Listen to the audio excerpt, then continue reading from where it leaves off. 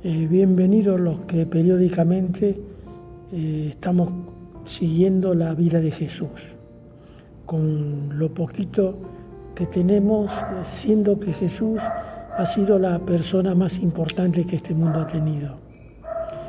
El otro día habíamos visto de que Jesús habló acerca del futuro.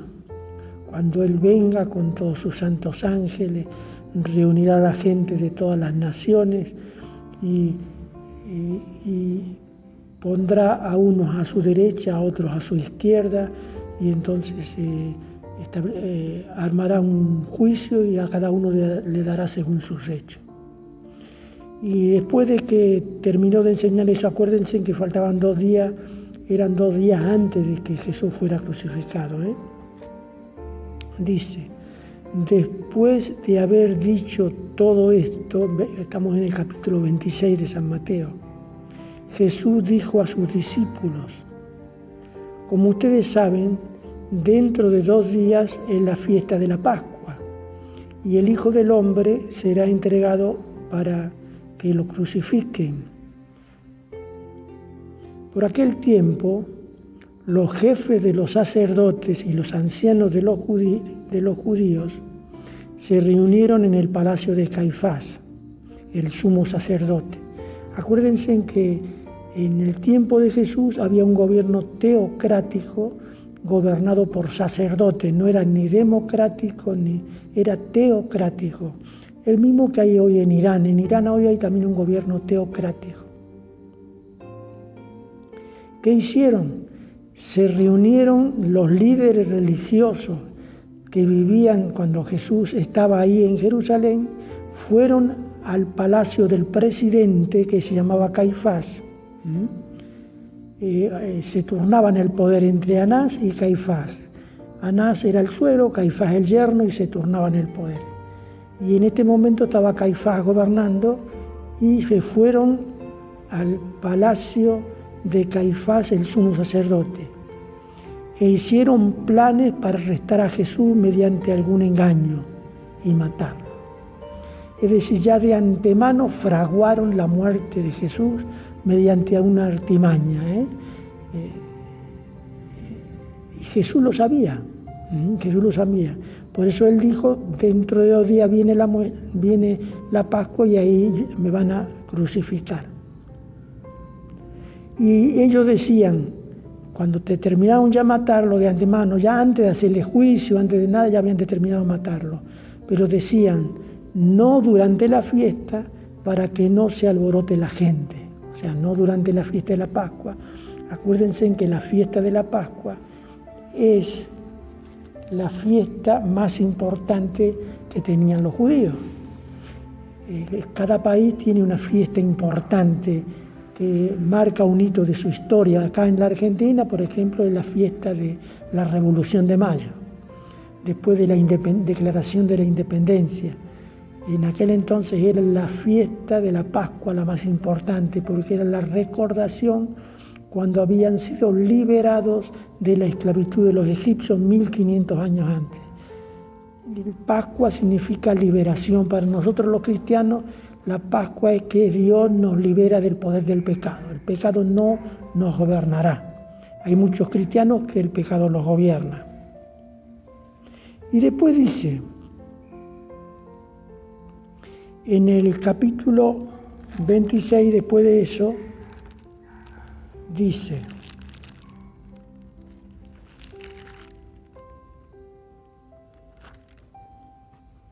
versículo 6, Jesús estaba en Betania. Parece que Betania estaba a 3 kilómetros de la ciudad de Jerusalén. Parece que iba y venía 2 días antes. Primero había ido al huerto ahí al lado de la ciudad a orar durante la noche. Parece que se fue a Betania después. Dice, Jesús estaba en Betania, en casa de Simón, el que llamaban el leproso. Y acá da el relato de lo que sucedió en la casa de Simón. Lo vamos a leer en Lucas, que está mejor explicado, en el Evangelio según San Lucas. Acuérdense que San Lucas es un evangelio de investigación. Lucas no conoció a Jesús. era discípulo del apóstol Pablo.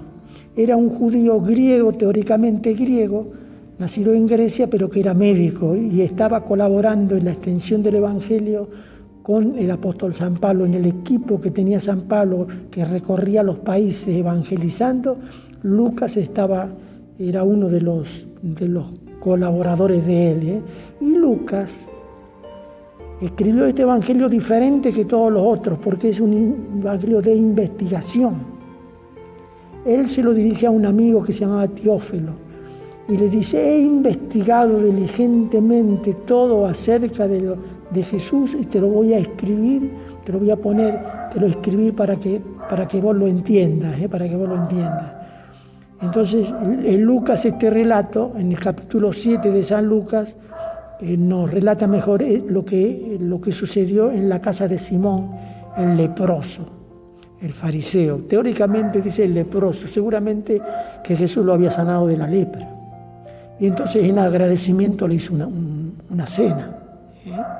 Le hizo una cena, dice. Y que Simón era un fariseo, o sea, era un líder religioso.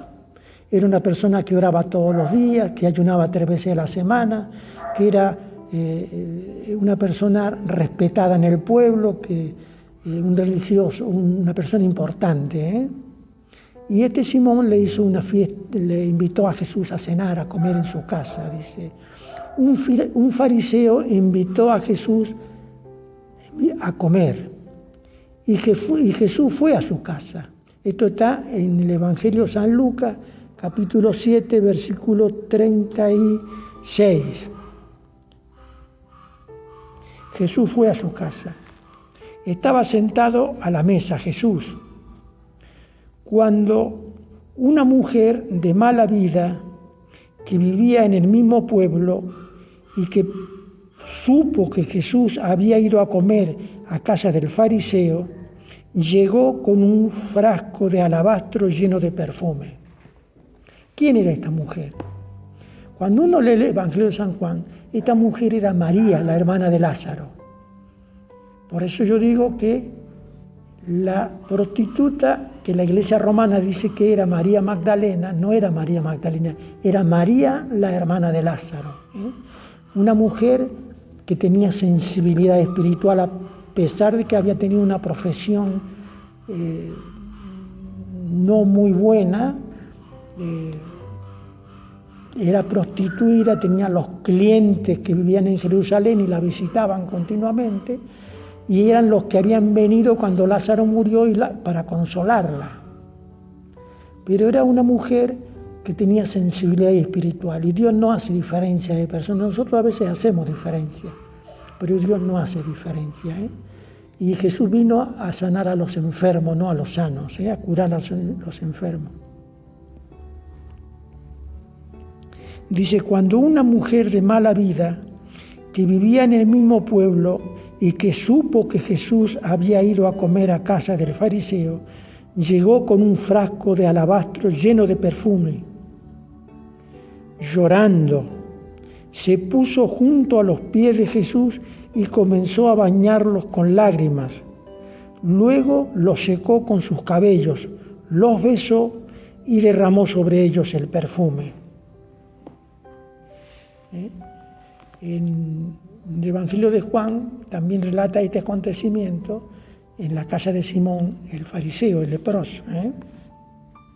Ahora, cuando el fariseo vio que era una persona religiosa importante, vio lo que esta mujer estaba haciendo, que era una mujer de mala vida, era prostituida, tenía la profesión de la prostitución, y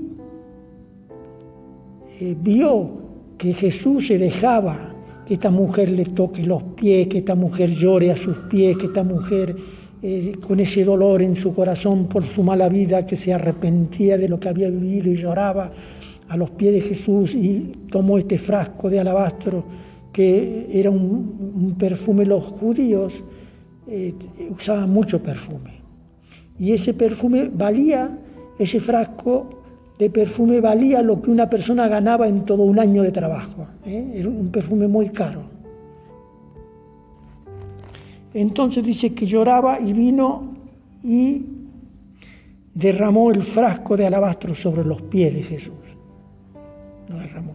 En el otro evangelio dice que sobre la cabeza, o sea que parece ser que lo derramó sobre la cabeza y sobre los pies de Jesús. Ahora, ¿qué pensaba el fariseo, que ese hombre que se consideraba justo, que él no tenía pecado, que él era elegido por Dios, que él vivía una vida digna? ¿Qué pensó? El fariseo que había invitado a Jesús, al ver esto pensó: si este hombre fuera de veras un profeta, se daría cuenta de qué clase de persona es esta, que lo está tocando una mujer de mala vida. Como Jesús tenía un don, que a veces en la iglesia también está, algunas personas tienen ese don, porque no todos los dones son hablar en lengua, tener don de predicación, don de sanidad. También hay un don que es de saber pensar, de saber lo que el otro piensa. Ustedes saben que hay ese don, de saber lo que el otro piensa, que la gente no lo busca, pero es importante. Y como Jesús sabía lo que la gente pensaba, tenía esa capacidad también de saber lo que la gente, no necesitaba que nadie le diga nada de nadie, porque él sabía lo que la gente pensaba. Y entonces Jesús le dijo al fariseo, el fariseo estaba pensando, si este fuera profeta, sabría qué clase de mujer es esta, que es una mujer de mala vida. Entonces Jesús le dijo al fariseo, Simón, tengo algo que decirte. Y el fariseo contestó, dímelo, maestro. Jesús siguió y le contó una parábola acá. Jesús hablaba mucho por comparaciones. Dice, 2 hombres le debían dinero a un prestamista. Uno le debía 500 denarios, el otro 50. 500 denarios eran 500 días de trabajo. Y el otro le debía 50, o sea que 2 hombres debían a un prestamista. Uno le debía 500 y otro le debía 50. Y como no le podían pagar, el prestamista les perdonó la deuda a los 2. Ahora dime, ¿cuál de ellos le amará más? Simón le contestó, me parece que el hombre a quien más le perdonó. Jesús le dijo, tienes razón.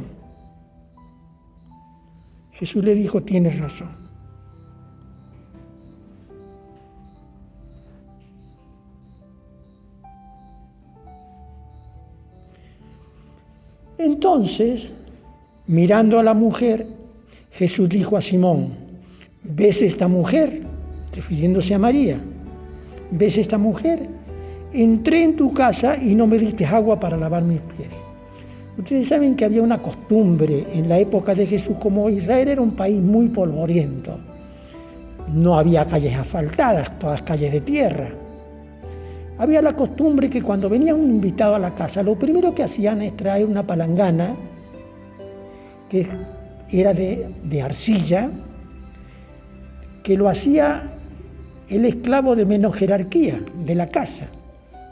Traía la palangana con agua, hacía sentar al invitado y le lavaba los pies, que venían todos polvorientos, todos transpirados, todos de los caminos de ahí. Esa era la costumbre. Y entonces Simón, con esta costumbre, le dijo a Jesús. Entonces, mirando a la mujer, dijo a Simón, ¿ves esta mujer? Entré en tu casa y no me diste agua para mis pies. En cambio, esta mujer me ha bañado los pies con sus lágrimas y los ha secado con sus cabellos. Jesús era muy directo, no andaba con vueltas. Vos no me diste agua para lavarme los pies, pero ella me ha lavado los pies con sus lágrimas y me los ha secado con sus cabellos. No me saludaste con un beso. Era la costumbre judía, saludarse con un beso. Pero ella, desde que entré, no ha dejado de besarme los pies. no me pusiste ungüento en la cabeza, pero ella ha derramado perfume sobre mis pies. Yo me imagino el apuro de Simón. Le estaba diciendo, y él se dio cuenta que le estaba diciendo a él, le estaba diciendo directo.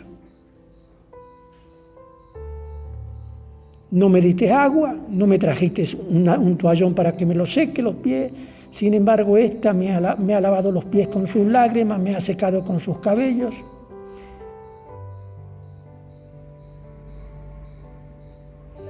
Por esto te digo que sus muchos pecados son perdonados. Sus muchos pecados son perdonados. No importa lo que hayamos hecho en la vida. Cuando uno viene al Señor, le pide que lo perdone, se arrepiente, le promete que no va a cometer más los ilícitos que estaba cometiendo. Dios es misericordioso. Dios perdona de todo corazón.